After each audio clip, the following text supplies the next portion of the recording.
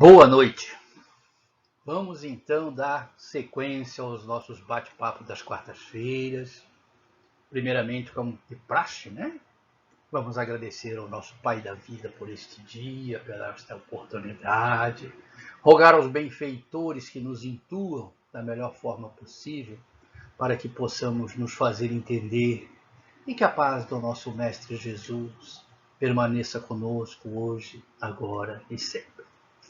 Pois bem, dando sequência ao nosso bate-papo sobre o fim dos tempos, vem mais uma pergunta respondida pelo Ramatiz, muito interessante, por sinal, desse nosso assunto.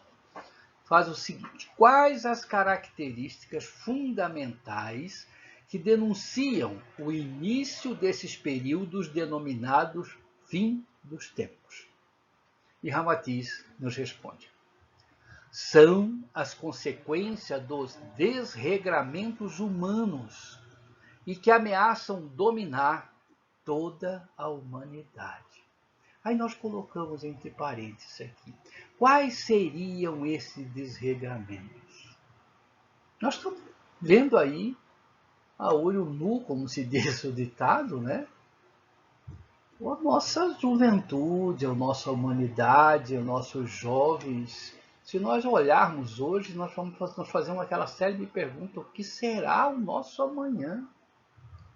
Olha o que está acontecendo com a nossa juventude, o que está acontecendo com a humanidade em geral em relação ao amor ao próximo, à fraternidade, ou seja, tudo ao contrário daquilo que Jesus nos trouxe no Evangelho, as suas propostas, as suas recomendações de amai-vos uns aos outros, não fazer ao outro aquilo que não gostaria que vos fizesse. E o que nós estamos vendo? Né? Inclusive, nós até citamos aqui um livro que chama O Abismo. Né? Quem tiver a oportunidade de ler esse livro, ele é um pouco puxado assim, em relação às informações meio perturbadoras, mas que não fogem à realidade. Né? Nós não vamos entrar muito em detalhes desse livro. Mas vamos continuar com a resposta do Ramatiz.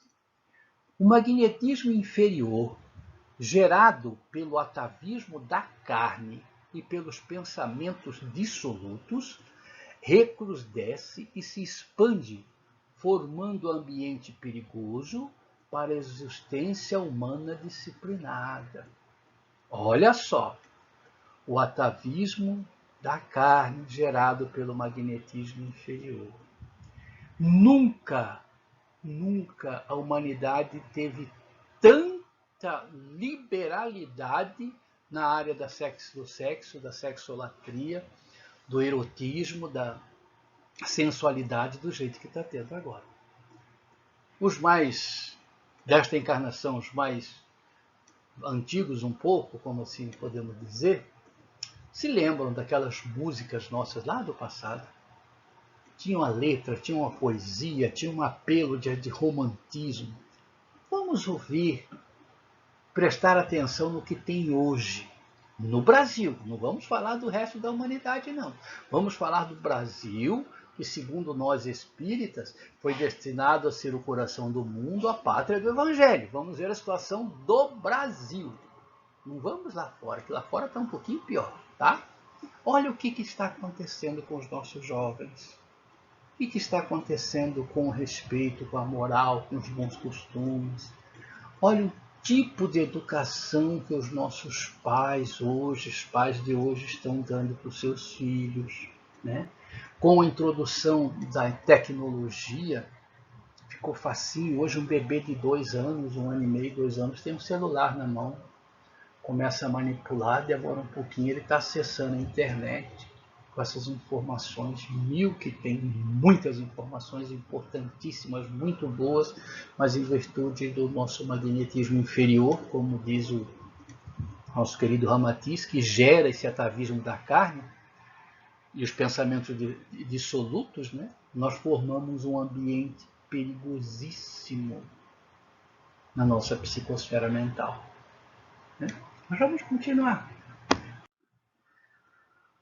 São épocas em que se observa a verdadeira fadiga espiritual, em que domina o desleixo para com os valores das zonas mais altas da vida cósmica.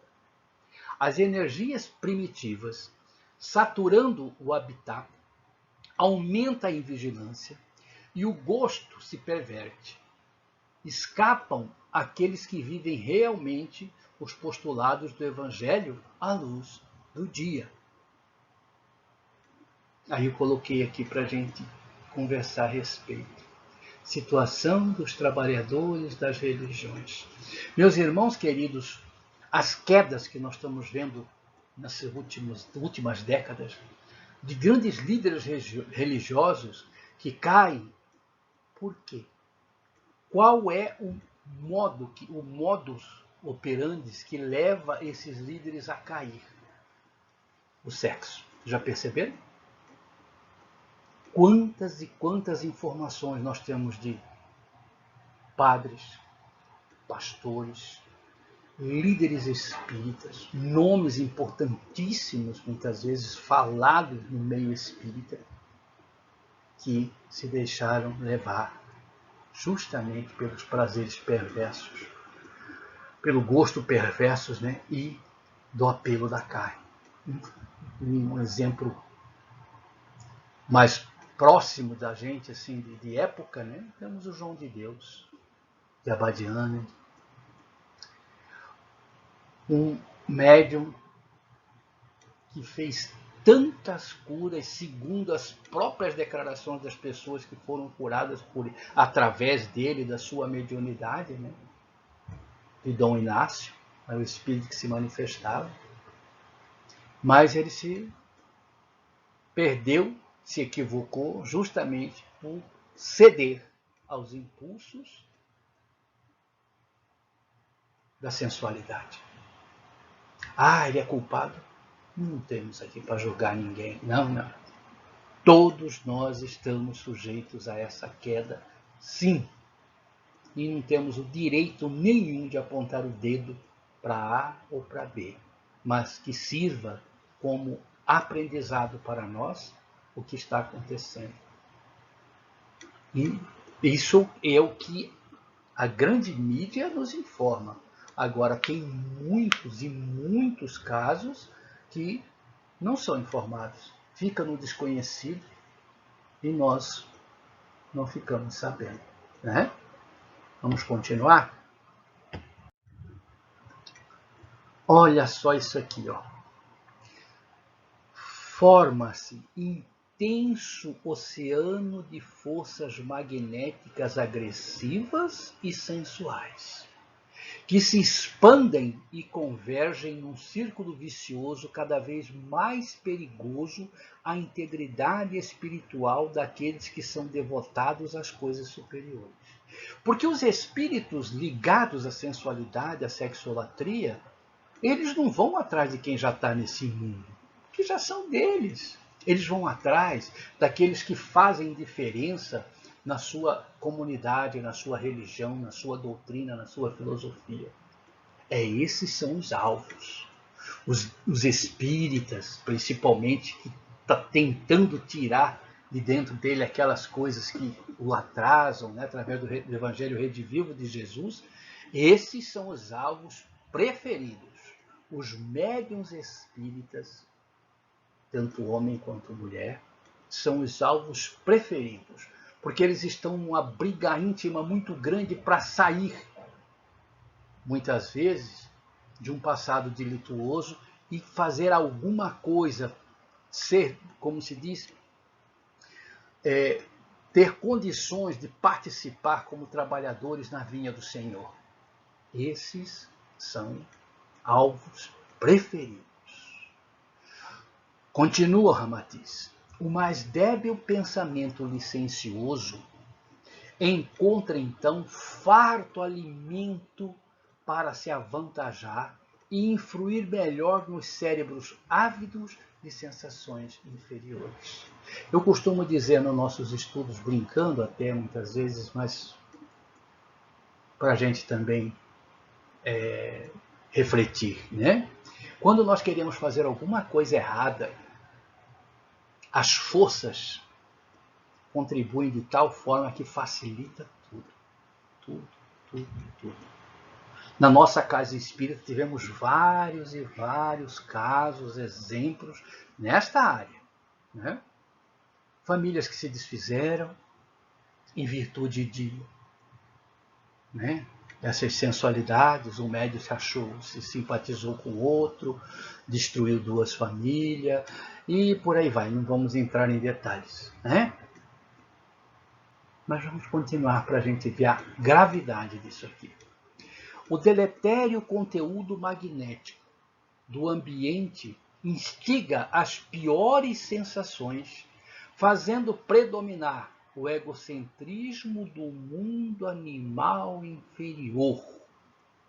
O magnetismo atrativo que nós exercemos, que hoje a espiritualidade menos esclarecida consegue projetar no nosso semblante, mas estou dizendo magnetismo atrativo, faz com que tanto o ser, o espírito numa vestimenta masculina quanto feminina, se sinta atraído de uma forma enlouquecida pela outra pessoa, mesmo sabendo que não é correto, que alguém vai sofrer, né? Que corre-se o risco de pisar em corações. Mas esse egocentrismo do mundo animal inferior é fantástico para puxar a gente para baixo. Continuando. Há insidioso e voluptuoso convite no ar. E, em consequência, os seres obedecem facilmente a um comando pervertido que os impelem para os prazeres animalescos. Quando o pé do viu, já foi, né? Porque, afinal de contas, nós costumamos até brincar, a carne é fraca, né? A carne é fraca e o espírito é sem vergonha, no português bem claro, né? Porque nós temos o nosso livre-arbítrio. Nós temos que, se não conseguimos dominar os nossos desejos, as nossas vontades, as nossas sensações, é porque ainda está faltando nós trabalharmos muito o nosso íntimo, o nosso interior. Ah, é fácil? Não, não é fácil. Não é fácil, meus irmãos, porque a gente vem de um reino animal. Está bem logo ali atrás. Saímos de lá há pouco tempo. Temos todas as características do cio animal, do instinto animalizado. Então, falar que é fácil, não, não é fácil. Não é fácil. Tanto que nós temos uma historinha do nosso patrono maior, Francisco de Assis, que quando ele tinha algum pensamento que não era muito condizente com o projeto reencarnatório dele em relação a Clara de Assis, ele se rolava nas roseiras para os espinhos da roseira cortarem a sua carne e ele esquecer aquilo ali. E Clara de Assis era um espírito mulher muito bonito. E são espíritos que tinham uma ligação de passado, né? Então, falar que é fácil, nós já estaríamos sendo hipócritas. Não é. Não estamos querendo aqui também ser dono da verdade, muito menos dizer que ditar norma de comportamental para médium, espírita, de jeito nenhum. Nós estamos apenas trazendo à tona as propostas, as recomendações, as observações de Ramatiz em relação a esse assunto. Vamos continuar. Predomina a influência satânica e aumenta o gosto pelas sensações brutais e licenciosas. Olha só. Aumenta o gosto pelas sensações brutais e licenciosas. O clima físico torna-se campo propício para a sugestão perversa e destrutiva das forças das trevas. Porque tudo aquilo que é proibido é gostoso, é bom. É que nem a gente fala, ah, mas você vai falar para o seu filho que a droga é ruim? Não, você vai estar mentindo. A droga é muito boa. A sensação é fantástica. O depois é que é o problema. O sexo é bom? Claro que é. A sensação é fantástica. Agora, dependendo de como ele é praticado, como ele é gerido, as sensações depois, as consequências, desculpem, depois, é que dá problema, né? Agora vamos imaginar nós médiuns, trabalhadores, que fazemos parte de corrente mediúnica, de trabalho mediúnico, quando nos envolvemos com essas energias animalizadas inferior, né? E com essas sensações brutais e licenciosas que é feita por baixo do pano. Não estamos dizendo que o sexo é uma coisa ruim. Pelo amor de Deus, não é isso. Tá? Eu estou dizendo aquilo que é feito por debaixo do pano, que ninguém pode saber. Tá? Que ele fala assim, sensações brutais e licenciosas, que tem que ser escondidinho, porque senão o esposo ou a esposa da outra pode saber. Entendeu? Isso que eu estou dizendo. Vamos imaginar esses médios com essas vibrações animalizadas, embrutecidas, sensuais, em seu campo vibracional, indo trabalhar numa casa espírita. Né? Como fica? O hoje tudo bem, porque aos olhos dos homens nós estamos, né, protegidos pela roupagem da carne e fora do corpo físico.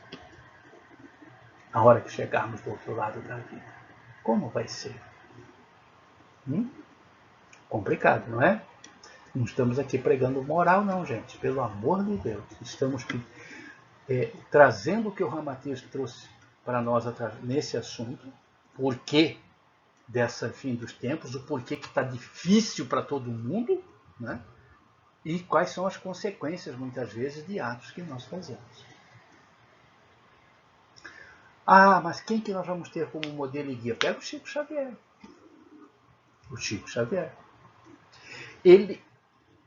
Não vamos nos comparar ao Chico, que não temos na mínima condições. O Chico é o Chico. Mas o Chico simplesmente ele abriu mão de uma vida a dois, de ter um relacionamento, e foi trabalhar para o Cristo porque ele optou por aquilo ali. É um espírito que já veio para aquele trabalho.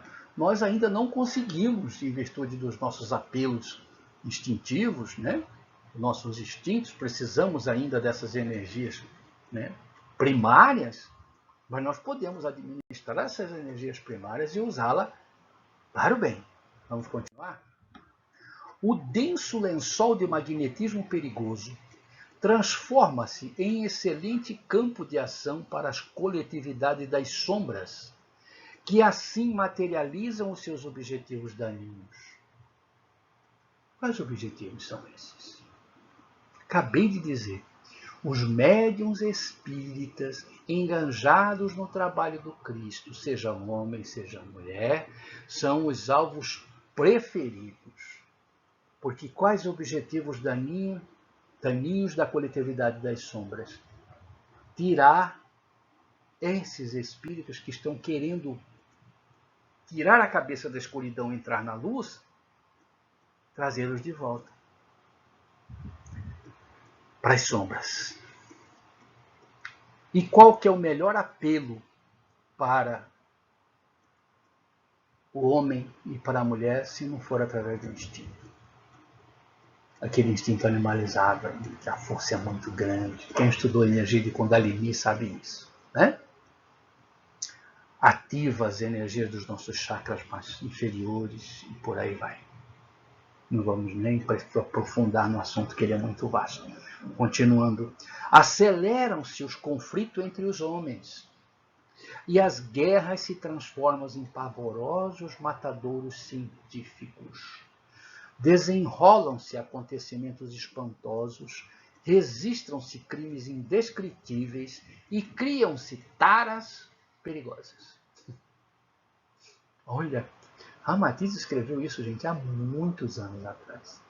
E isso aqui está tão atual, que parece que foi feito esses dias, né? Afrouxam-se os próprios liames dos sentimentos, que ainda permitem a mínima moral possível. Percebemos que a doutrina espírita, ela não proíbe ninguém. Aliás, ela nos incita, né, a usarmos o nosso livre-arbítrio para decidirmos o que é melhor para nós. Só que ela também nos traz o Evangelho, nos traz as máximas morais de Jesus, não para sermos santos. Nós não vamos virar santo da noite para o dia. Mas nós temos que entender que tudo tem consequências, de um lado ou de outro. Né? Quando o ramatismo fala assim que todo esse guarda-chuva magnético denso que nos envolve, quando ele ele se satura, como está saturado agora, o planeta está saturado disso, nós perdemos o respeito um pelo outro. Perdemos o respeito pela família, perdemos o respeito pelos mais velhos, perdemos respeito pelas crianças. E damos vazão aos nossos sentimentos inferiores, aos nossos instintos, em detrimento da nossa razão. Por isso que, por vezes, nos machucamos e muito em nossos relacionamentos, não só afetivo, mas nos nossos relacionamentos familiares, em nossos relacionamentos de trabalho, em virtude desses instintos que primeiro eu, somente eu, a minha satisfação primeiro, né? Como diz aquele velho jargão, farinha pouca, meu pirão primeiro. Então, essa a proposta do Cristo há muito tempo, para que a gente pare, analise e tome as decisões que não venhamos a nos arrepender amanhã. Esse estudo está nos trazendo uma certeza absoluta de que esta é a nossa última encarnação no planeta de provas e expiações. Essa nossa escola não vai aceitar mais nenhum aluno que venha para espiar, a não ser os que vêm para provar. Espiar não vai ter mais. E em virtude das nossas atitudes de hoje, será que nós não espiaremos amanhã? E se nós formos espiar alguma coisa amanhã, nós teremos possibilidade de voltar para cá? De jeito nenhum. Para onde nós iremos? Né? Nosso estudo começou dizendo já. Existem as escolas prontinhas, aí, preparadas para receber aqueles que ainda precisam espiar. Só que os professores são mais rudes, o material didático é mais tenso, né? As oportunidades não serão dadas, mas com o laço um pouquinho mais curto, como diz os nossos avós, né? Sob uma rédea mais curta. Teremos oportunidade? Claro que teremos, mas será de uma forma diferente. Meus irmãos queridos, hoje nosso horário deu também. Aqui entra uma outra pergunta, mas essa aqui nós vamos deixar para a próxima aula. Eu gostaria de agradecer a todos pelo carinho, da atenção, e rogar a Deus, a Jesus, que nos abençoe, nos ampare, né? E desejar a todos um beijo no coração, paz e bem.